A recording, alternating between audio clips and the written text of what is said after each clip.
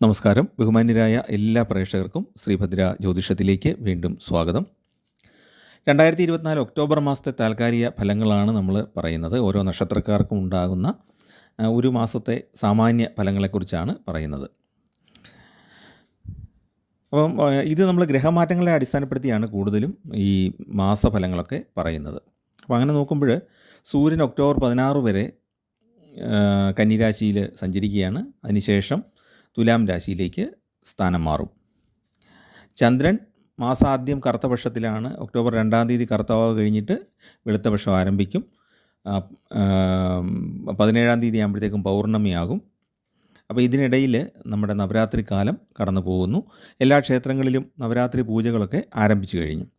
അപ്പോൾ ഒരു പ്രത്യേകത എന്താണെന്ന് വെച്ചാൽ ദേവീപ്രധാനമായ കർമ്മങ്ങൾക്ക് ഇരട്ടിഫലം നൽകുന്ന ഒരു സമയമാണ് ഈ നവരാത്രി കാലം.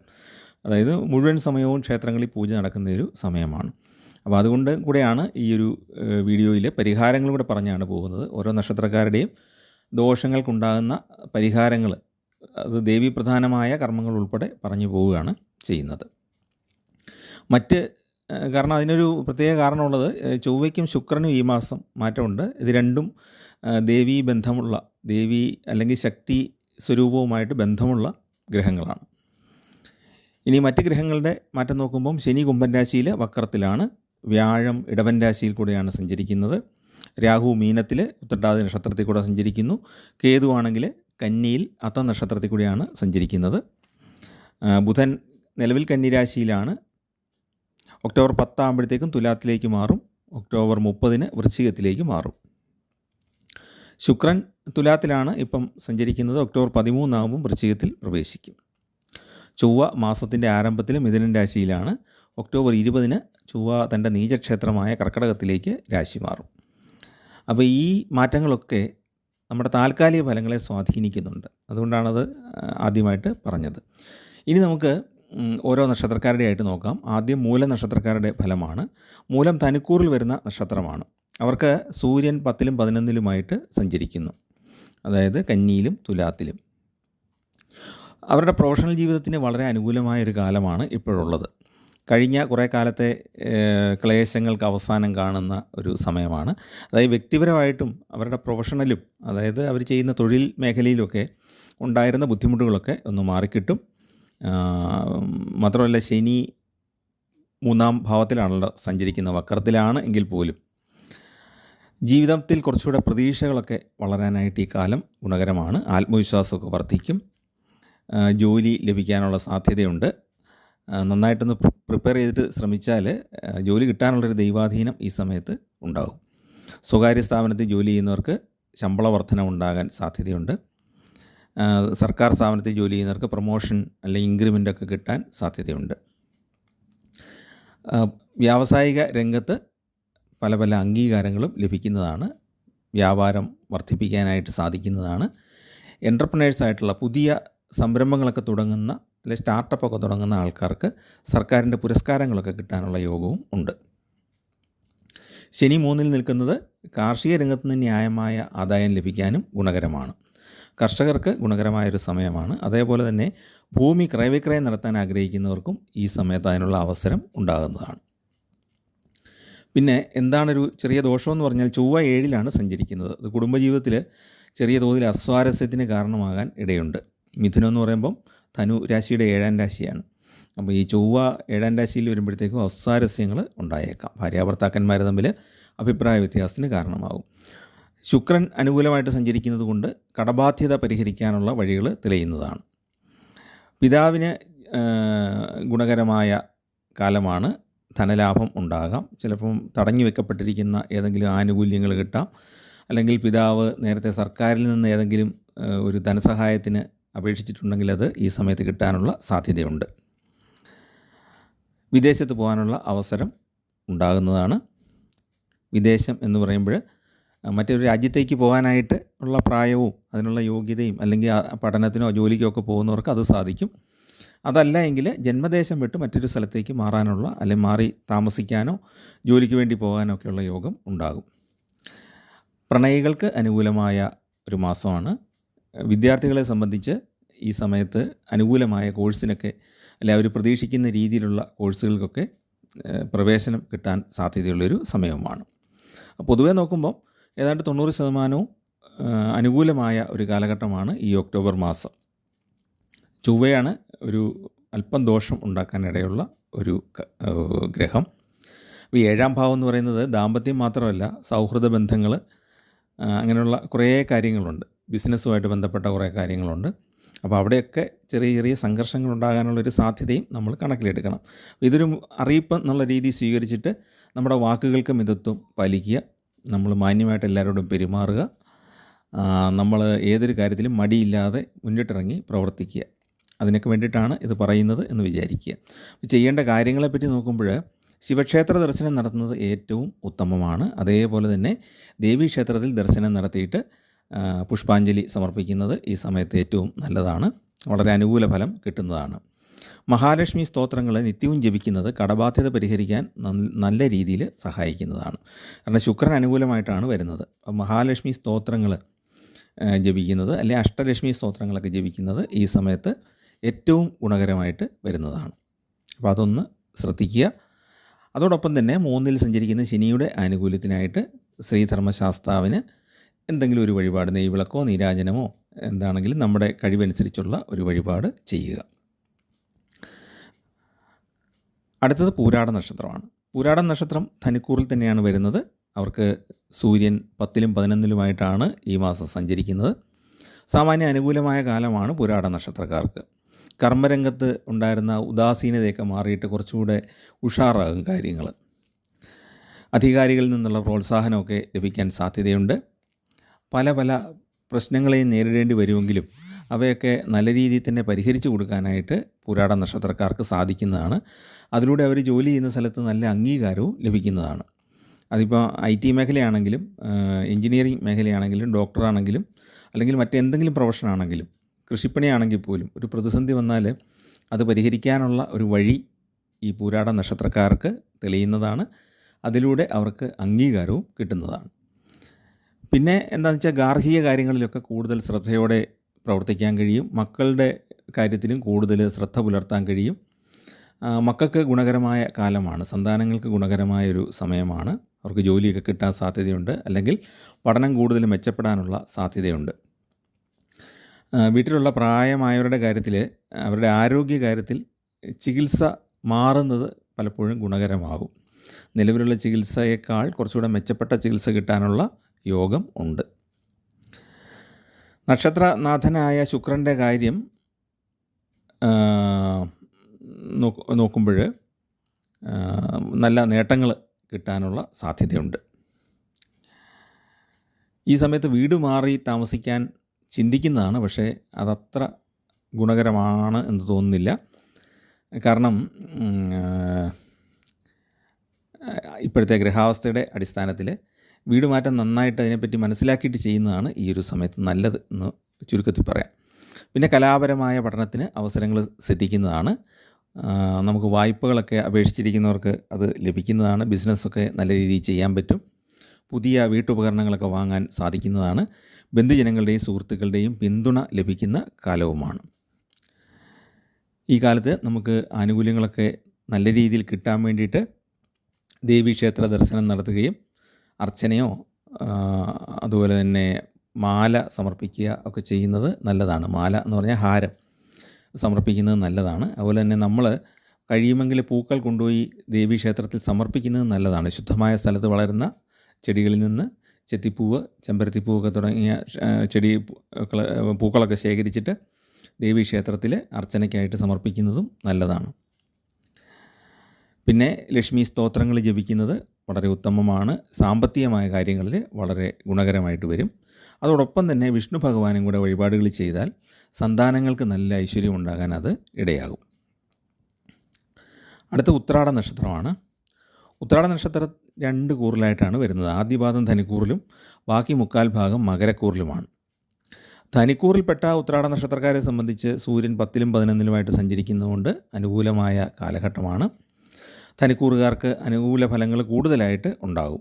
കുറേ കാലമായിട്ടുണ്ടായിരുന്ന ഉദാസീനതയൊക്കെ മാറിയിട്ട് നല്ല രീതിയിൽ ഉത്സാഹത്തോടെ പ്രവർത്തിക്കും. അതുപോലെ തന്നെ ജോലി സ്ഥലത്തും നമ്മുടെ കർമ്മരംഗം ഏതായാലും അവിടെ നല്ല രീതിയിൽ പ്രവർത്തിക്കാൻ സാധിക്കും. അംഗീകാരം ലഭിക്കുന്നതാണ്. ഏതൊരു പ്രശ്നവും പരിഹരിക്കാനുള്ള ഒരു ആർജവവും മുന്നിട്ടിറങ്ങാനുള്ള ഒരു ശേഷിയുമൊക്കെ ഉണ്ടാകുന്നതാണ്. സാമൂഹ്യ പ്രവർത്തകർക്കും രാഷ്ട്രീയ പ്രവർത്തകർക്കൊക്കെ അംഗീകാരം ലഭിക്കുന്നതുമാണ്. വീട്ടിലെ കാര്യങ്ങളിലും സന്താനങ്ങളുടെ കാര്യത്തിലുമൊക്കെ നല്ല ശ്രദ്ധ പുലർത്താൻ കഴിയുന്നതുമാണ്. മകരക്കൂറിൽപ്പെട്ട ആളുകളെ സംബന്ധിച്ചിടത്തോളം, മകരക്കൂറിൽപ്പെട്ട ഉത്രാട നക്ഷത്രക്കാരെ സംബന്ധിച്ച് സമ്മിശ്രമായ ഫലങ്ങളാണ് പ്രതീക്ഷിക്കാനുള്ളത്. തൊഴിൽ തടസ്സമൊക്കെ നീങ്ങിയിട്ട് നല്ല തൊഴിൽ ലഭിക്കുന്നതാണ്. അതുപോലെ ജോലിയിൽ നിന്ന് മാറി നിൽക്കേണ്ടി വന്നിരുന്ന ആളുകൾക്ക്, നേരത്തെ ജോലിയിൽ അവസരങ്ങൾ കുറയുന്നത് കൊണ്ടോ അല്ലെങ്കിൽ നമ്മൾ ജോലി ചെയ്ത സ്ഥാപനത്തിലെ ബിസിനസ് കുറയുന്നതുകൊണ്ടൊക്കെ മാറി നിൽക്കേണ്ടി വന്ന ആൾക്കാർക്ക് കുറച്ചുകൂടെ മെച്ചപ്പെട്ട ഒരു ജോലി കിട്ടാൻ ഈ മാസം സാധ്യതയുണ്ട്. അപ്പം നിങ്ങൾ നെറ്റിലും പത്രത്തിലുമൊക്കെ നോക്കിക്കൊണ്ടിരിക്കുക. പറ്റിയ ജോലി കാണുമ്പം അപ്ലൈ ചെയ്യുക, കിട്ടാനുള്ള സാധ്യതയുണ്ട്. സ്വകാര്യ സ്ഥാപനത്തിൽ ജോലിക്ക് പ്രത്യേക സാധ്യതയും കാണുന്നുണ്ട്. പുതിയ ഭാഷ, സാങ്കേതിക വിഷയങ്ങൾ തുടങ്ങിയ കാര്യങ്ങളൊക്കെ നമുക്ക് സ്വായത്തമാകുന്നതാണ്. പരീക്ഷാ പരിശീലനം നടത്തുന്ന വിദ്യാർത്ഥികളെ സംബന്ധിച്ചിടത്തോളം, ഉദ്യോഗാർത്ഥികളെ സംബന്ധിച്ചിടത്തോളം അനുകൂലമായ കാലഘട്ടമാണ്. സംഘടനകളുമായിട്ട് ബന്ധപ്പെട്ട പ്രവർത്തനങ്ങളിൽ കൂടുതൽ സമയം ചെലവഴിക്കാനായിട്ട് ശ്രമിക്കുന്നതാണ്. അതുപോലെ തന്നെ സാമൂഹ്യ പ്രവർത്തനങ്ങളിലൊക്കെ, സാമൂഹ്യ പ്രശ്നങ്ങളിലൊക്കെ നല്ല ക്രിയാത്മകമായിട്ട് ഇടപെട്ട് അംഗീകാരം കിട്ടുന്നു. അതാണ് അവർക്കുള്ള മറ്റൊരു ഗുണം. സഹപ്രവർത്തകരുടെ കാര്യത്തിലാണെങ്കിലും അങ്ങനെ തന്നെ കാര്യങ്ങൾ ഇടപെട്ട് പരിഹരിച്ചു കൊടുക്കാനായിട്ട് സാധിക്കുന്നതാണ്. ഊഹക്കച്ചവടങ്ങളിൽ നിന്ന് ആദായമുണ്ടാകാൻ സാധ്യതയുണ്ട്. കലാരംഗത്തുള്ളവർക്ക് അവസരങ്ങൾ വർദ്ധിക്കുന്നതുമാണ്. കുടുംബസമേതമുള്ള തീർത്ഥയാത്രകൾ നടത്താനോ ആത്മീയമായിട്ടുള്ള കാര്യങ്ങളിൽ മുഴുകാനോ ഒക്കെ സമയം കണ്ടെത്തുന്നതാണ്. ശാസ്ത്രരംഗത്ത് പ്രവർത്തിക്കുന്നവർക്കും ഗവേഷകർക്കുമൊക്കെ പുതിയ പുതിയ ആശയങ്ങൾ വന്നെത്തുന്നതും അവരുടെ മനസ്സിൽ തോന്നുന്നതനുസരിച്ചുള്ള ഒരു രീതിയിലേക്ക് ആ കണ്ടെത്തലുകളെ കൊണ്ട് എത്തിക്കാൻ സാധിക്കുന്നതുമാണ്. അതുകൊണ്ട് അവർക്ക് സർക്കാരിൽ നിന്നോ അല്ലെങ്കിൽ ഗവേഷണ സ്ഥാപനങ്ങളിൽ നിന്നൊക്കെയുള്ള അംഗീകാരം ലഭിക്കാനുള്ള സാധ്യതയുണ്ട്. വിഷ്ണു ഭഗവാന് വഴിപാടുകൾ ചെയ്യുക. അതോടൊപ്പം തന്നെ ദേവീക്ഷേത്ര ദർശനം കൃത്യമായിട്ട് നടത്തുക. മഹാലക്ഷ്മിക്ക് വെളുത്ത പട്ടും സമർപ്പിച്ച് വെളുത്ത പൂക്കൾ കൊണ്ട് അർച്ചന ചെയ്യുക. ലക്ഷ്മി സ്തോത്രങ്ങൾ ജപിക്കുന്നതും ഏറ്റവും ഉത്തമമാണ്. ആരോഗ്യ പ്രശ്നങ്ങളൊന്നും ഉണ്ടാകാതിരിക്കാൻ വേണ്ടിയിട്ട് ശിവക്ഷേത്രത്തിൽ ദർശനം നടത്തുക. പ്രസാദമായിട്ട് കിട്ടുന്ന ഭസ്മം നിത്യവും ധരിക്കുക. അത് വളരെ ഗുണകരമാണ്. പിന്നെ ശിവക്ഷേത്രത്തിലാണെങ്കിലും വിഷ്ണു ക്ഷേത്രത്തിലാണെങ്കിലും ലക്ഷ്മിക്കാണെങ്കിലും ഒക്കെ, ലക്ഷ്മി ദേവിക്കാണെങ്കിലും ഒക്കെ ധാരാളം വഴിപാടുകൾ പ്രത്യേകമായിട്ടുണ്ട്, ഓരോ ഉദ്ദേശത്തിനായിട്ടുള്ളത്. അത് ആ ക്ഷേത്രത്തിലെ തിരുമേനിയോട് ചോദിച്ച് മനസ്സിലാക്കിയിട്ട് അതനുസരിച്ച് ചെയ്യുക. ഇത് നമുക്ക് കൃത്യമായിട്ട് ചെയ്യാം. മഹാലക്ഷ്മി സ്തോത്രങ്ങൾ ജപിക്കുന്നതും വിഷ്ണു സ്തോത്രങ്ങൾ ജപിക്കുന്നതും ശിവ നാമങ്ങൾ ജപിക്കുന്നതും ഒക്കെ എല്ലാവർക്കും വീട്ടിലിരുന്ന് തന്നെ ചെയ്യാവുന്ന കാര്യങ്ങളാണ്.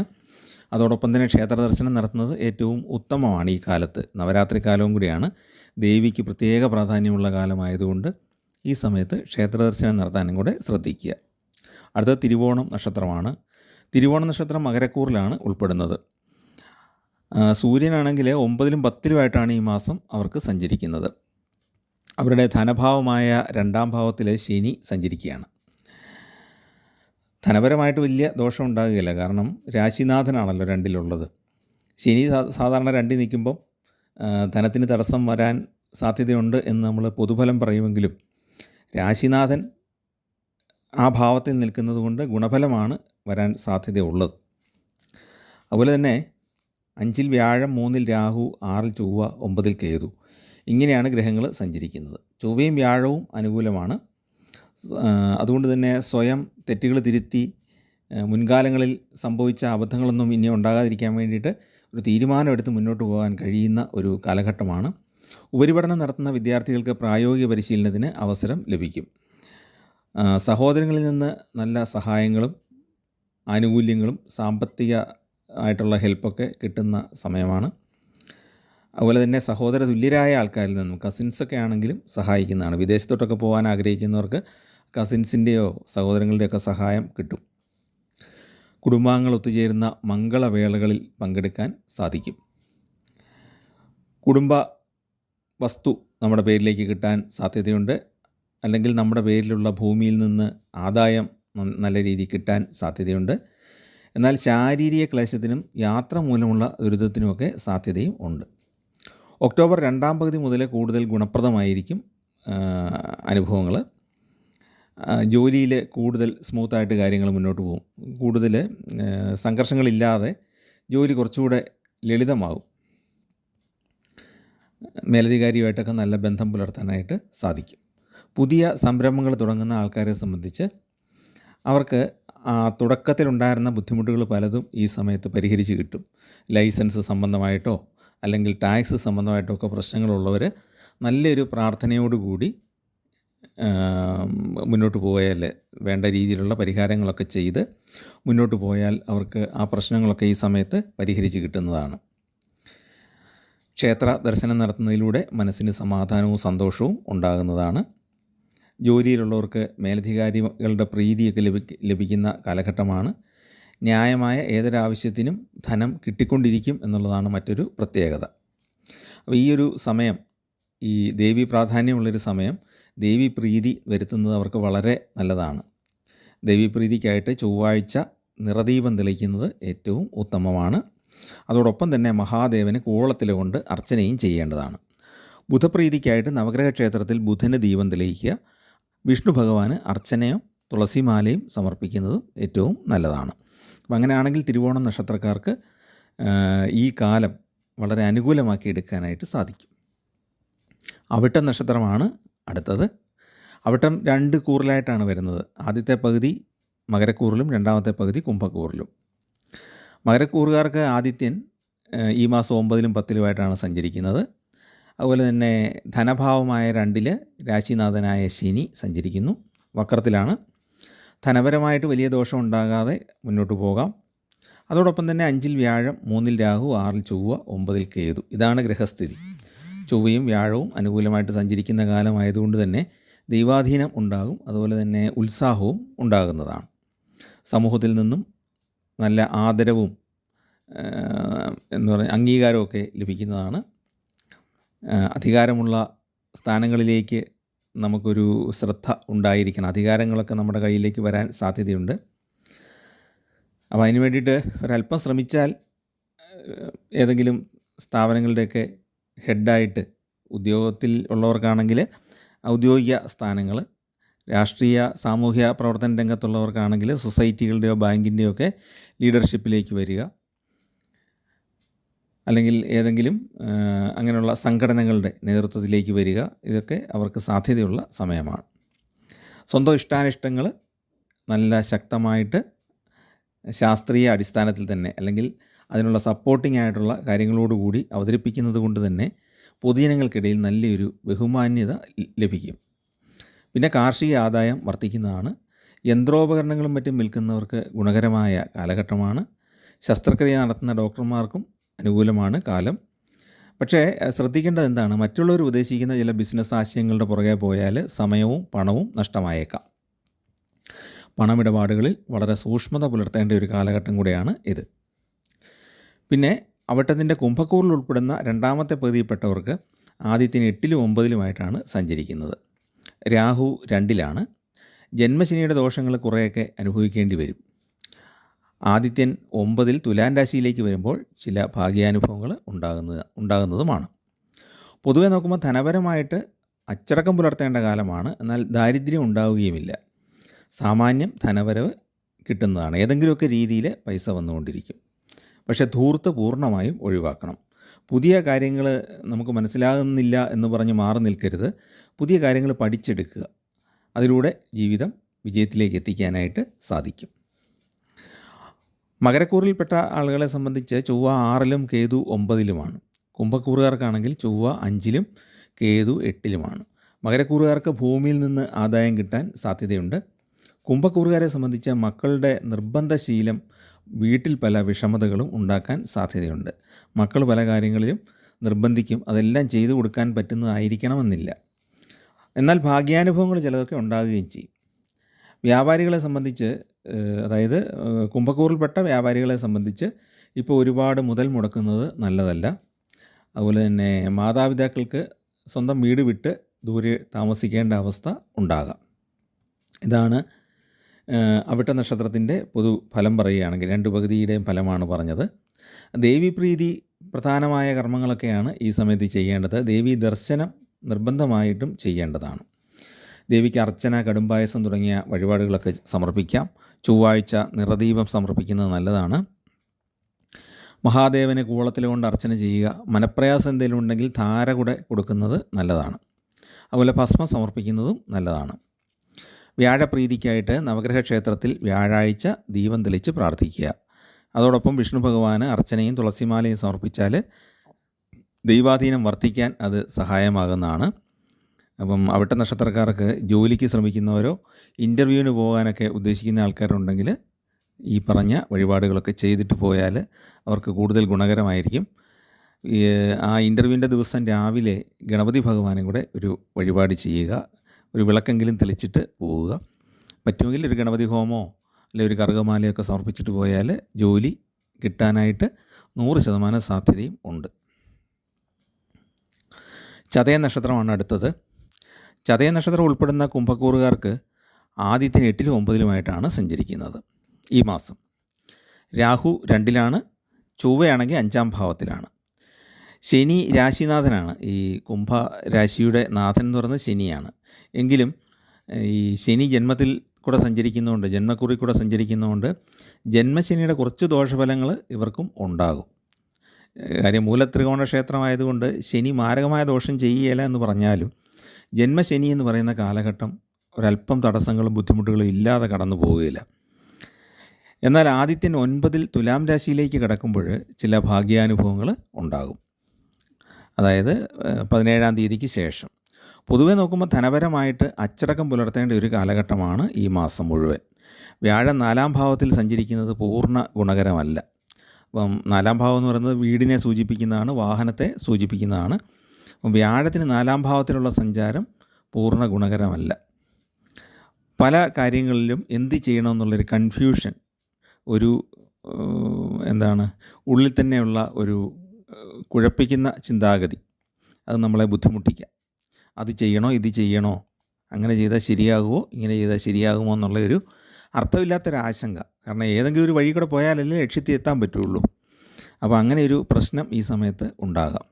ചില സമയത്ത് വലിയ പ്രാധാന്യം ഇല്ലാത്ത കാര്യങ്ങൾക്ക് വേണ്ടിയിട്ട് സമയം കണ്ടമാനം ചിലവഴിക്കും. അതിനിടയ്ക്ക് പ്രാധാന്യമുള്ള കാര്യം പലതും മറന്നു പോവുകയും ചെയ്യും.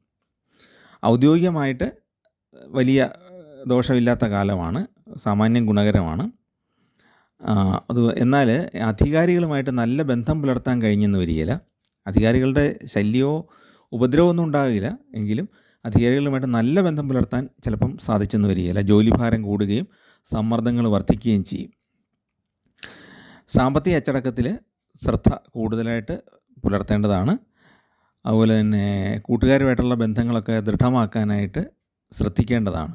കാരണം ഈ സമയത്ത് കൂട്ടുകാരായിരിക്കും നമുക്ക് ഒരാശ്വാസമായിട്ട് വരുന്നത്. കുടുംബാംഗങ്ങളുടെ നിർദ്ദേശങ്ങളും പല കാര്യങ്ങളിലും തുണയായിട്ട് വരുന്നതാണ്. ഈ സമയത്ത് പുതിയൊരു തൊഴിൽ തേടുന്നത് അത്ര ഗുണകരമല്ല. അവിടെയും ചിലപ്പോൾ മാനസിക സംഘർഷങ്ങൾ ഉണ്ടാകാം. അപ്പം പെട്ടെന്ന് പുറകോട്ട് തിരിച്ചു വരാനൊന്നും പറ്റിയില്ലല്ലോ. അപ്പോൾ ഒക്ടോബർ 17 സൂര്യൻ്റെ മാറ്റത്തിന് ശേഷം കുറേ മാറ്റങ്ങൾ ഉണ്ടാകും. അപ്പോൾ അത് സാമാന്യം ഗുണകരമായിട്ട് തന്നെ വരുന്നതാണ്. പ്രവർത്തന രംഗത്ത് അസ്വസ്ഥതയൊക്കെ ഒഴിവാകും. മനപ്രയാസമൊക്കെ മാറിയിട്ട് കുറച്ചുകൂടെ കാര്യങ്ങൾ സ്മൂത്താകും. അതനുസരിച്ചുള്ള മാറ്റങ്ങൾ നമ്മുടെ തൊഴിൽ സ്ഥലത്ത് ഉണ്ടാകും. അതുകൊണ്ടാണ് ഇങ്ങനെ പറയുന്നത്. അപ്പോൾ ഇതാണ് നമുക്ക് ചതയ നക്ഷത്രക്കാരുടെ ഈ മാസത്തെ ഫലമായിട്ട് പറയാനുള്ളത്. അപ്പോൾ അവർ ശനിയുടെ രാശിയാണ് ഈ കുംഭം എന്ന് പറയുന്നത്. അവർക്ക് ജന്മശനിയുടെ ദോഷമുള്ള സമയമാണ്. അതുകൊണ്ട് തന്നെ ശാസ്താവിനുള്ള വഴിപാടുകൾ പ്രധാനമായിട്ട് ചെയ്യണം. നവഗ്രഹ ക്ഷേത്രത്തിൽ ശനിക്ക് അർച്ചനയും എള്ളുതിരിയും നൽകുന്നത് ഏറ്റവും നല്ലതാണ്. ദേവിക്ക് അർച്ചനയും കടുംപായസവും സമർപ്പിക്കുക. പിന്നെ ശത്രുദോഷത്തിനുള്ള ഒരു പൂജ കൂടെ നടത്തുക. ശത്രു നശിച്ചു പോകാനല്ല, ശത്രുത മാറാൻ വേണ്ടിയിട്ട് ചുവന്ന പൂക്കൾ കൊണ്ട് അർച്ചന നടത്തിയാൽ മതി. ചൊവ്വാഴ്ച നിറദീപം തെളിയിക്കുന്നത് നല്ലതാണ്. അതുപോലെ തന്നെ മഹാദേവന് ഭസ്മം സമർപ്പിക്കുന്നത് നല്ലതാണ്. 4ാം ഭാവത്തിൽ സഞ്ചരിക്കുന്ന വ്യാഴത്തിൻ്റെ പ്രീതിക്കായിട്ട് നവഗ്രഹ ക്ഷേത്രത്തിൽ വ്യാഴാഴ്ച ദീപം തെളിയിക്കുക.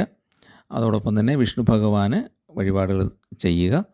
വിഷ്ണു ഭഗവാന് നെയ്വിളക്കോ താമര മാലയോ ഒക്കെ സമർപ്പിക്കുക, അല്ലെങ്കിൽ തുളസിമാല വാങ്ങിച്ച് സമർപ്പിക്കുക.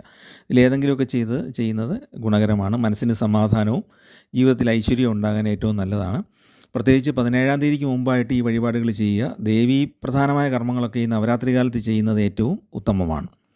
അപ്പോൾ 17-ാം തീയതി കഴിയുമ്പോഴത്തേക്കും നമ്മുടെ തലവരെയൊന്ന് മാറുന്നതായിട്ട് നമുക്ക് അനുഭവപ്പെടും. എന്ന് പറഞ്ഞാൽ താൽക്കാലികമായിട്ട് ഗുണഫലങ്ങളിലേക്ക് നമ്മൾ മാറും. സമയം വെറുതെ കളയണ്ടല്ലോ. നമുക്കൊരു പ്രാർത്ഥന നടത്തി കഴിഞ്ഞാൽ നമ്മുടെ ജീവിതം മാറുമെന്നുണ്ടെങ്കിൽ പിന്നെ എന്തിനാണ് മടിച്ചു നിൽക്കുന്നത്? അതുകൊണ്ടാണത് പറഞ്ഞു പോകുന്നത്. അടുത്ത പൂരുരുട്ടാതിയാണ്. പൂരുരുട്ടാതിയുടെ ആദ്യ 3 പാദങ്ങൾ കുംഭക്കൂറിലും അവസാനത്തെ 15 നാഴികയിൽ ജനിച്ചവർ മീനക്കൂറിലുമാണ് വരുന്നത്. ആദ്യത്തെ 3 ഭാഗത്ത് ജനിച്ചവർ അല്ലെങ്കിൽ 3 പാദങ്ങളിൽ ജനിച്ചവർ കുംഭക്കൂറിലും അവസാന പാദത്തിലുള്ളവർ മീനക്കൂറിലുമാണ്. കുംഭക്കൂറുകാർക്ക് ആദിത്യൻ 8ലും 9ലുമായിട്ടാണ് സഞ്ചരിക്കുന്നത്. രാഹു 2ലാണ്, ചൊവ്വ 5ാം ഭാവത്തിലാണ്. ശനി രാശിനാഥനാണെങ്കിലും ജന്മശനിയുടെ ദോഷങ്ങൾ കുറേയേറെ അനുഭവിക്കേണ്ടി വരികയും ചെയ്യും. കേതുവാണെങ്കിൽ 8ലാണ് സഞ്ചരിക്കുന്നത്. സാമ്പത്തിക ഇടപാടുമായിട്ട് ബന്ധപ്പെട്ട തർക്കങ്ങൾ ഉണ്ടാകാനുള്ള സാധ്യതയുണ്ട്. സാമ്പത്തിക ഇടപാടുകളുമായിട്ട് ബന്ധപ്പെട്ട തർക്കങ്ങൾ. അപ്പോൾ അതൊന്ന് ശ്രദ്ധിക്കുക, രേഖകൾ സൂക്ഷിക്കുക. വിശ്വസ്തത ഉള്ളവരുമായിട്ട് മാത്രം സാമ്പത്തിക ഇടപാടുകൾ ചെയ്യുക. സ്വജനങ്ങളിൽ നിന്ന് ഉപദ്രവം ഉണ്ടാകാൻ സാധ്യതയുണ്ട്.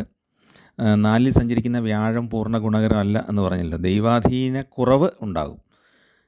തീർത്തും ദൈവാധീനം ഇല്ലാത്ത അവസ്ഥ ഉണ്ടാകുകയില്ല, ദൈവാധീനത്തിന് അല്പം കുറവ് ഉണ്ടാകും.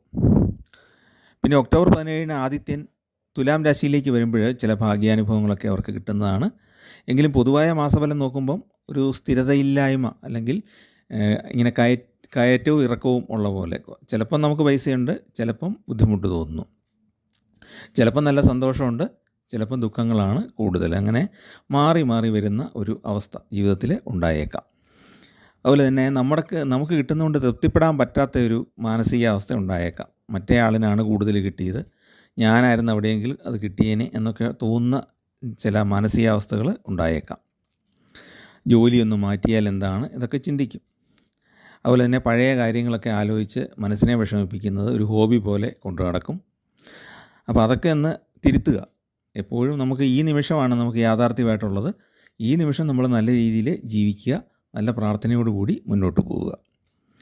പിന്നെ നമ്മുടെ ശരിയാണ് എല്ലാത്തിൻ്റെയും ശരി എന്ന് പറഞ്ഞ് വാദിക്കുന്നൊരു സ്വഭാവവും ഈ സമയത്ത് ഉണ്ടാകാം. ജോലി മാറ്റാനൊക്കെ ശ്രമിക്കുമെങ്കിലും ഇപ്പോൾ ജോലി മാറുന്നത് ഗുണകരമല്ല. അതുകൊണ്ട് നിലവിലുള്ള ജോലി തുടരുന്നതാണ് നല്ലത്. അല്ലെ പിന്നെ അതുപോലെ ബോധ്യപ്പെട്ട ശേഷം മാത്രമേ ജോലി മാറാവുള്ളൂ. പുതിയ ജോലി കിട്ടാനായിട്ട് ചിലപ്പോൾ കാത്തിരിക്കേണ്ടി വന്നേക്കും. സ്വകാര്യ സ്ഥാപനത്തിലൊക്കെ ജോലി ചെയ്യുന്നവർക്ക് പ്രൊമോഷന് സാധ്യതയുണ്ട്, ശമ്പള വർധനവിന് സാധ്യതയുണ്ട്. സർക്കാരിൽ ജോലി ചെയ്യുന്നവർക്ക് ഒരല്പം വൈകിയാണെങ്കിലും ആനുകൂല്യങ്ങൾ ലഭിക്കുന്നതാണ്. പ്രണയിക്കുന്നവർക്ക് സന്തോഷകരമായ അനുഭവങ്ങൾ ഉണ്ടാകുന്നതാണ്. കുടുംബജീവിതത്തിൽ തൃപ്തി ഉണ്ടാകുന്നതാണ്, പ്രത്യേകിച്ച് മാസത്തിൻ്റെ 2ാമത്തെ പകുതിയിൽ. പിന്നെ കേസിനും വഴക്കിനും വ്യവഹാരങ്ങൾക്കൊക്കെ പോകാതിരിക്കുന്നതാണ് ഈ സമയത്ത് ഗുണകരം. ബുദ്ധിപരമായ വിനോദങ്ങളിൽ താല്പര്യം വർദ്ധിക്കുകയും അതുപോലെ ആത്മീയമായ യാത്രകൾ ചെയ്യാൻ താല്പര്യം ഉണ്ടാകുകയും ചെയ്യും. പക്ഷേ ചിലവ് നന്നായിട്ട് നിയന്ത്രിക്കേണ്ടതാണ് എല്ലാ കാര്യത്തിലും. മീനക്കൂറിൽപ്പെടുന്ന പൂരുരുട്ടാതി നക്ഷത്രക്കാർക്ക് ആദിത്യൻ 7ലും 8ലുമായിട്ട് സഞ്ചരിക്കുന്നു. അത്ര ഗുണകരമാണെന്ന് പറഞ്ഞുകൂടാ. പല കാര്യങ്ങൾക്കും കാലതാമസം ഉണ്ടാകാൻ സാധ്യതയുണ്ട്. ശനി 12 വരുന്നതുകൊണ്ട് ചിലവുകൾ നന്നായിട്ട് നിയന്ത്രിക്കേണ്ടതാണ്. പ്രലോഭനങ്ങൾ പലതും നേരിടേണ്ട അവസ്ഥയുണ്ടാകും, അതിൽ പെട്ടുപോകാതെ സൂക്ഷിക്കണം.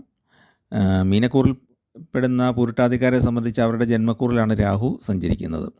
ജാമ്യം നിൽക്കുക, കരാറുകളിൽ ഒപ്പിടുക തുടങ്ങിയ കാര്യങ്ങളൊക്കെ ശ്രദ്ധിച്ച് മാത്രം ചെയ്യേണ്ടതാണ്. അപ്പം അവർക്ക് മീനക്കൂറുകാർക്ക് എന്താണ്, ജന്മക്കൂറിൽ രാഹുവും 7ൽ കേതുവുമാണ് നിൽക്കുന്നത്.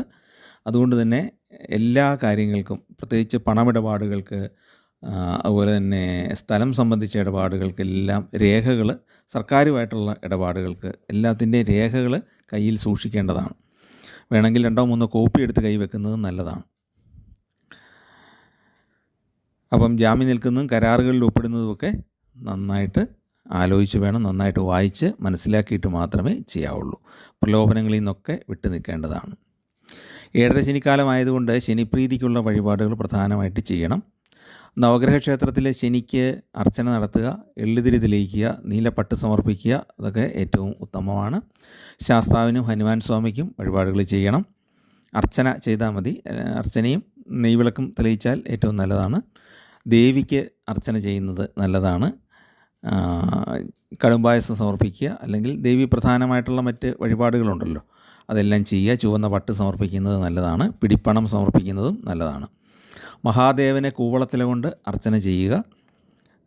വ്യാഴപ്രീതിക്കായിട്ട് വ്യാഴത്തിന് മഞ്ഞപ്പൂക്കൾ കൊണ്ട് അർച്ചന, മഞ്ഞപ്പട്ട് സമർപ്പിക്കുക.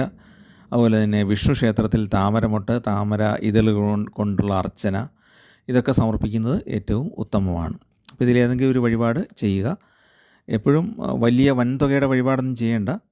നമുക്ക് നമ്മുടെ കയ്യിലുള്ള പണത്തിനനുസരിച്ചുള്ള വഴിപാടുകൾ ചെയ്താൽ മതി. അതായത് മനസ്സർപ്പിച്ച് ഒരു പുഷ്പം സമർപ്പിച്ചാൽ പോലും അതും ഭഗവാന് 100 കോടി രൂപ സമർപ്പിക്കുന്നതിനേക്കാളും മെച്ചമായിട്ട് അത് കൈക്കൊള്ളുകയും അനുഗ്രഹം നൽകുകയും ചെയ്യും. നമ്മുടെ മനസ്സാണ് ഏറ്റവും പ്രധാനം. ഉത്രട്ടാതി നക്ഷത്രമാണ് അടുത്തത്. ഉത്രട്ടാതി എന്ന് പറയുന്നത് മീനക്കൂറിൽപ്പെടുന്ന നക്ഷത്രമാണ് പൂർണ്ണമായിട്ടും. അവർക്ക് 7ലും 8ലുമായിട്ടാണ് ആദിത്യൻ സഞ്ചരിക്കുന്നത്. അവർക്ക് പല കാര്യത്തിലും കാര്യതടസ്സങ്ങൾ ഉണ്ടായേക്കാം. 2ഓ 3ഓ പ്രാവശ്യം ശ്രമിച്ചാൽ മാത്രമേ കാര്യങ്ങൾ സാധിച്ചു കിട്ടുകയുള്ളൂ. വ്യാഴം 3ലാണ് സഞ്ചരിക്കുന്നത്. ദൈവാധീനം തീരെ കുറയും. രാഹു ആണെങ്കിൽ ജന്മക്കൂറിൽ സഞ്ചരിക്കുന്നു. കേതു 7ലും. ഉദ്യോഗസ്ഥർക്ക് തൊഴിലിൽ ഉത്സാഹം കുറയുന്നതാണ്. ഉറക്കക്കുറവ്, ഭക്ഷണത്തിൽ താല്പര്യക്കുറവ്, മൊത്തത്തിൽ ഒരു ക്ഷീണം, ഇതൊക്കെ ഉണ്ടായേക്കാം. 4ാം ഭാവത്തിൽ ചൊവ്വ സഞ്ചരിക്കുന്നത് അത്ര ഗുണകരമെന്ന് പറഞ്ഞുകൂടാ. കാരണം വാഹന ഉപയോഗത്തിൽ ആയുധങ്ങൾ ഉപയോഗിക്കുമ്പോഴൊക്കെ നന്നായിട്ടൊന്ന് ശ്രദ്ധിക്കേണ്ടതാണ്. അതുപോലെ തന്നെ വീടുമായിട്ട് ബന്ധപ്പെട്ട പണികളിലും ശ്രദ്ധിക്കുക. ജീവിത പങ്കാളിയുടെ അഭിപ്രായം മാനിച്ച് പ്രവർത്തിക്കുന്നത് പല പല ഗുണങ്ങളും ഉണ്ടാക്കും. എന്നാൽ പങ്കാളിയുമായിട്ടുള്ള തർക്കങ്ങൾക്ക് എപ്പോഴും സാധ്യതയുണ്ട് എന്നുള്ളതും സൂചിപ്പിക്കുന്നു. പ്രണയകാര്യങ്ങളിലൊക്കെ ഉത്സാഹം കുറയുകയും ചിലപ്പോൾ ആ ബന്ധം തന്നെ വിട്ടു പോകാനുമുള്ള സാധ്യത ഈ മാസം ഉണ്ട്. കൂട്ടുകച്ചവടത്തിൽ ലാഭം അധികം ഉണ്ടാകുകയില്ല. അവിടെയും ചെറിയ തർക്കങ്ങൾക്ക് സാധ്യതയുണ്ട്. അതുപോലെ തന്നെ അയൽക്കാരുമായിട്ടോ വളരെ അടുപ്പമുണ്ടായിരുന്ന സുഹൃത്തുക്കളുമായിട്ടോ ഒക്കെ തർക്കങ്ങൾ ഉണ്ടായേക്കാം. ജാമ്യം നിൽക്കുക, കരാറുകൾ ഒപ്പിടുക തുടങ്ങിയ കാര്യങ്ങളൊക്കെ അതീവ ശ്രദ്ധയോടുകൂടി എല്ലാ കണ്ടീഷൻസും വായിച്ച് മനസ്സിലാക്കിയിട്ട് മാത്രമേ ഒപ്പിടാവുള്ളൂ. ഒട്ടും ആഗ്രഹിക്കാതിരിക്കുമ്പോൾ പല യാത്രകളും ചെയ്യേണ്ടി വന്നേക്കും. അതിലൂടെ കുറേ അലച്ചിലുകളൊക്കെ നേരിടേണ്ടി വരും. അധികാരികളിൽ നിന്നുള്ള സമ്മർദ്ദങ്ങൾ, പ്രലോഭനങ്ങൾ, ഇതൊക്കെ ഉണ്ടാകാം. ഉദ്യോഗസ്ഥർക്കാണെങ്കിൽ ധനം കാണിച്ച് പ്രലോഭിപ്പിക്കുന്ന അവസ്ഥ നേരിടേണ്ടി വന്നേക്കാം. കൈക്കൂലിയൊന്നും മേടിക്കില്ലാത്ത ഉത്രട്ടാതി നക്ഷത്രക്കാരൻ്റെ കയ്യിൽ ഈ പണം കൊണ്ട് ഏൽപ്പിക്കുന്ന ഒരു സിസ്റ്റം, അവനെ കൂടെ കൈക്കൂലിക്കാരനാക്കുന്ന ഒരു രീതിയൊക്കെ ഈ സമയത്ത് നേരിടേണ്ടി വന്നേക്കാം. അപ്പോൾ ഈ പ്രലോഭനങ്ങളിൽ നിന്നൊക്കെ ഒഴിഞ്ഞു നിൽക്കണമെങ്കിൽ നല്ല പ്രാർത്ഥനയും നല്ല മനക്കരുത്തും ആവശ്യമാണ്. എപ്പോഴും പ്രലോഭനങ്ങളിൽ നിന്ന് മാറി നിൽക്കുന്നതാണ് നല്ലത്. നമുക്ക് പൂർണ്ണമായും ബോധ്യമുള്ള കാര്യം മാത്രം ചെയ്താൽ മതി. പിന്നെ ദൈവത്തിന് നിരക്കാത്ത കാര്യങ്ങളൊന്നും ചെയ്യരുത്. അതോടൊപ്പം തന്നെ ശ്രദ്ധിക്കേണ്ടത് എന്താണ്? ധനപരമായ കാര്യങ്ങളിൽ ഏറ്റവും സൂക്ഷിക്കണം. അതായത് സ്വന്തം ധനം കൈകാര്യം ചെയ്യുമ്പോഴും സൂക്ഷ്മത വേണം. രേഖകൾ, രസീതുകൾ, സർട്ടിഫിക്കറ്റുകൾ, ഇതൊക്കെ സൂക്ഷിച്ചു വെക്കണം. പിന്നെ ജാമ്യം നിൽക്കുക, കരാറുകളിൽ ഒപ്പിടുക, ഇതൊക്കെ നന്നായിട്ട് വായിച്ച് മനസ്സിലാക്കിയിട്ട് മാത്രം ചെയ്യുക. അപ്പോൾ 7.5 ശനിക്കാലമാണ് മീനക്കൂറുകാർക്ക്. 12ൽ ശനി ആണ് ഇപ്പോൾ ഉള്ളത്. അതുകൊണ്ട് തന്നെ ശാസ്താവിന് നീരാജനം, ശനിക്ക് അർച്ചന, എള്ളുതിരി തുടങ്ങിയ കാര്യങ്ങളൊക്കെ ചെയ്യണം. അതുപോലെ ശാസ്താവിന് ഹനുമാൻ സ്വാമിക്കും നെയ്വിളക്ക് തെളിയിക്കുന്നത് നല്ലതാണ്. ഹനുമാൻ സ്വാമിക്ക് പാദം അല്ലെങ്കിൽ പാദത്തിങ്കൽ വെണ്ണ സമർപ്പിക്കുന്നത് പല കാര്യങ്ങളും സാധിക്കാനായിട്ട് ഉത്തമമാണ്. ദേവീക്ഷേത്രത്തിൽ ദർശനം നടത്തി അർച്ചനകൾ സമർപ്പിക്കുക, പട്ട് സമർപ്പിക്കുക, ഒരു പിടി നാണയം എടുത്ത് സമർപ്പിക്കുക, ഇതൊക്കെ ഏറ്റവും നല്ലതാണ്. പിന്നെ ദേവി സ്തോത്രങ്ങൾ നിത്യവും ജപിക്കുന്നത് ഉത്തമമാണ്. വ്യാഴത്തിൻ്റെ ദോഷം മാറാൻ വേണ്ടിയിട്ട് നവഗ്രഹ ക്ഷേത്രത്തിൽ പോയി വ്യാഴത്തിന് വഴിപാടുകൾ ചെയ്യുക, വിഷ്ണു ഭഗവാന് വഴിപാടുകൾ ചെയ്യുക, ആൽപ്രദക്ഷിണം കൂടെ ചെയ്യുന്നത് നല്ലതാണ്. രോഗങ്ങളൊക്കെ മാറാനും അത് നല്ലതാണ്. എന്തെങ്കിലും രോഗങ്ങൾ കൂടുതലായിട്ട് അനുഭവപ്പെടുന്നുണ്ടെങ്കിൽ മഹാദേവന് വഴിപാടുകൾ ചെയ്യണം. വളരെ ക്രിട്ടിക്കലായിട്ടുള്ള രോഗമാണെങ്കിൽ മൃത്യുഞ്ജയ അർച്ചനയൊക്കെ ചെയ്യേണ്ടതാണ്. അടുത്തത് രേവതി നക്ഷത്രക്കാരുടെ ഫലമാണ്. രേവതി നക്ഷത്രം മീനക്കൂറിൽ ആണ് ഉൾപ്പെടുന്നത്. അവർക്ക് 7ലും 8ലുമായിട്ടാണ് ആദിത്യൻ സഞ്ചരിക്കുന്നത്.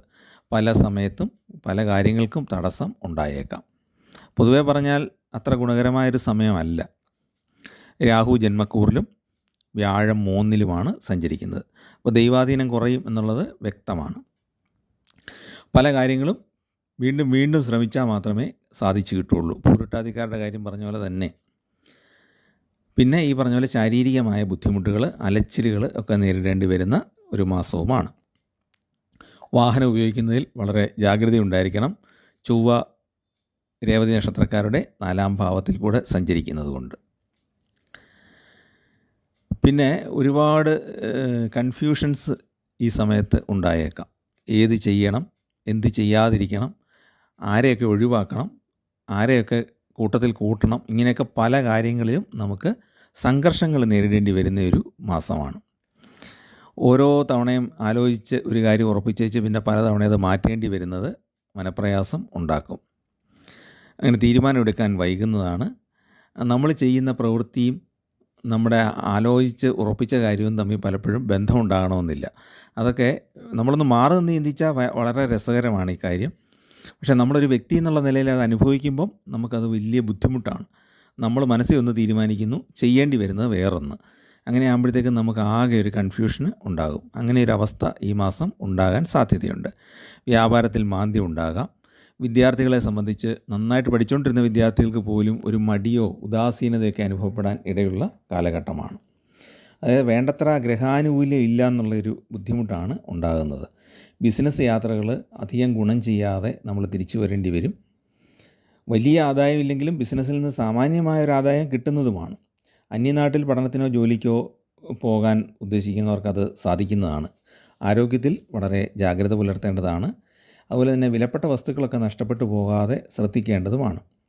നമ്മൾ ഇതിനിടയ്ക്ക് ഈ ജോലിയിൽ മുഴുകുമ്പോഴും യാത്രയിൽ മുഴുകുമ്പോഴും ഒക്കെ എല്ലാ കാര്യങ്ങളിലും ഒരു പൊതുവായ ശ്രദ്ധ എപ്പോഴും പുലർത്താൻ ശ്രദ്ധിക്കണം. അല്ലാതെ നമ്മൾ വീടിനെ മറന്നു പോവുക, കുട്ടികളുടെ കാര്യങ്ങൾ വിട്ടുപോവുക, ജീവിത പങ്കാളിയുടെ കാര്യങ്ങൾ വിട്ടുപോവുക, അങ്ങനെയൊന്നും ഉണ്ടാകരുത്. അങ്ങനെയൊക്കെ മറന്നു പോകാൻ സാധ്യതയുള്ളവർ ചെറിയൊരു നോട്ട്ബുക്കിൽ ചെയ്യേണ്ട കാര്യങ്ങൾ ഒന്ന് എഴുതി വെക്കുന്നത് നന്നായിരിക്കും. ചെയ്ത് കഴിയുമ്പോൾ അതൊന്ന് ടിക്ക് ചെയ്താൽ മതി. അങ്ങനെ ഒരു സിസ്റ്റം ഈ മാസം അല്ലെങ്കിൽ ഈ കുറച്ച് കാലത്തേക്ക് അത് കൊണ്ടുവരുന്നത് നല്ലതാണ്. നമുക്കൊരു ചിട്ടയുണ്ടാകും ജീവിതത്തിൽ. കാരണം ഈ ഒരു സമയത്ത് പല കാര്യങ്ങളും വിട്ടുപോകാൻ സാധ്യതയുണ്ട്, മറന്നു പോകാൻ സാധ്യതയുണ്ട്. അതുകൊണ്ടാണ് ഇത് പറഞ്ഞത്. അപ്പോൾ രേവതി നക്ഷത്രക്കാർക്ക് ഏഴര ശനിക്കാലമായതുകൊണ്ട് ശനിപ്രീതിക്കുള്ള വഴിപാടുകൾ പ്രധാനമായിട്ട് ചെയ്യുക. നവഗ്രഹ ക്ഷേത്രത്തിലെ ശനിക്ക് എള്ളുതിരി തെളിയിക്കണം.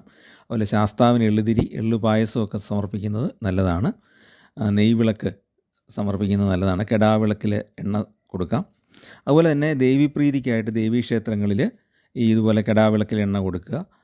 ദേവി പ്രാധാന്യമുള്ള കർമ്മങ്ങൾ ചെയ്യുക. തടസ്സങ്ങൾ ഒരുപാടുണ്ടെങ്കിൽ കുങ്കുമാർച്ചന പോലുള്ള വഴിപാടുകൾ ചെയ്യുക. ചുവന്ന പട്ട് സമർപ്പിക്കുക. ഇതൊക്കെ ഏറ്റവും ഉത്തമമാണ്. പിന്നെ ശാസ്താവിനും ഹനുമാൻ സ്വാമിക്കും നെയ്വിളക്ക് തെളിയിക്കുന്നത് നല്ലതാണ്. ശാസ്താവിന് നീലപ്പട്ട് അല്ലെങ്കിൽ കറുത്ത പട്ട് ഒക്കെ സമർപ്പിക്കുന്നത് ഉത്തമമാണ്. ഉടയാട സമർപ്പിക്കുക. ഓക്കെ, ദേവിക്ക് നമുക്ക് ഉടയാട സമർപ്പിക്കാം. ദേവിക്ക് അർച്ചനയോ കടുംപായസമോ അങ്ങനെയുള്ള ഏതെങ്കിലും ഒരു വഴിപാട് ചെയ്യുന്നത് നല്ലതാണ്. മഹാദേവന് ഭസ്മം സമർപ്പിക്കുക. കൂവളമാല സമർപ്പിക്കുക. വ്യാഴത്തിനും വിഷ്ണു ഭഗവാനും വഴിപാടുകൾ ചെയ്യുന്നത് ഏറ്റവും ഉത്തമമാണ്. അപ്പോൾ ഇത്രയൊക്കെ ചെയ്താൽ ആ ദോഷഫലങ്ങൾ ഒന്ന് മാറിപ്പോകാനായിട്ട് സഹായിക്കും. കാരണം രേവതി നക്ഷത്രക്കാരെ സംബന്ധിച്ച് ഒട്ടും തന്നെ ഗുണകരമായ ഒരു സമയമെന്ന് പറഞ്ഞുകൂടാ. എന്നാൽ 100% ദോഷമാണെന്ന് ചോദിച്ചാൽ അങ്ങനെയുമല്ല. കൺഫ്യൂഷൻ ഉണ്ടാകും എല്ലാ കാര്യത്തിലും. ആ കൺഫ്യൂഷൻ ഒഴിവാക്കാൻ വേണ്ടിയിട്ടാണ് ഈ വഴിപാടൊക്കെ ചെയ്യാമെന്ന് സൂചിപ്പിച്ചത്. അപ്പോൾ ഇത്രയൊക്കെയാണ് നമുക്ക് മൂല നക്ഷത്രം മുതൽ രേവതി നക്ഷത്രം വരെയുള്ള ആളുകളുടെ കാര്യമായിട്ട് പറയാനുള്ളത്. ഈ ഒരു മാസത്തെ ഫലം ഇത് തികച്ചും താൽക്കാലികമാണ്. ഒരു മാസത്തേക്കുള്ള താൽക്കാലിക ഫലമാണ്. അപ്പോൾ ചാനൽ ഇഷ്ടപ്പെട്ടെങ്കിൽ ഒന്ന് സബ്സ്ക്രൈബ് ചെയ്യുകയും നിങ്ങളുടെ ഭാഗത്തു നിന്നുള്ള പ്രോത്സാഹനമൊക്കെ തന്ന് സഹായിക്കുകയും ചെയ്യുക. നിങ്ങളുടെ കൂട്ടുകാർക്കും ബന്ധുക്കൾക്കും പരിചയക്കാർക്കൊക്കെ ഒന്ന് ഷെയർ ചെയ്ത് കൊടുക്കുക. നിങ്ങളുടെ കുഞ്ഞുങ്ങൾക്കും നിങ്ങളുടെ വീട്ടിലെ മാതാപിതാക്കൾക്കും പ്രായമായ അപ്പൂപ്പൻ അമ്മൂമ്മമാർക്കൊക്കെ നല്ല അനുഭവങ്ങൾ ഉണ്ടാകട്ടെ. അവർക്കൊക്കെ ആരോഗ്യവും ആയുസ്സും ഒക്കെ ഈശ്വരൻ ധാരാളമായിട്ട് നൽകട്ടെ എന്ന് പ്രാർത്ഥിക്കുന്നു. നിങ്ങൾക്കും നിങ്ങളുടെ ദോഷമൊക്കെ മാറി നല്ല അനുഭവങ്ങൾ കൂടുതലായിട്ടുണ്ടാകട്ടെ എന്ന് പ്രാർത്ഥിക്കുന്നു. ജോലി കിട്ടാനായിട്ട് ആഗ്രഹിക്കുന്നവർക്ക് ജോലിയൊക്കെ കിട്ടട്ടെ എന്നും പ്രാർത്ഥിക്കുന്നു. എല്ലാവർക്കും നമസ്കാരം.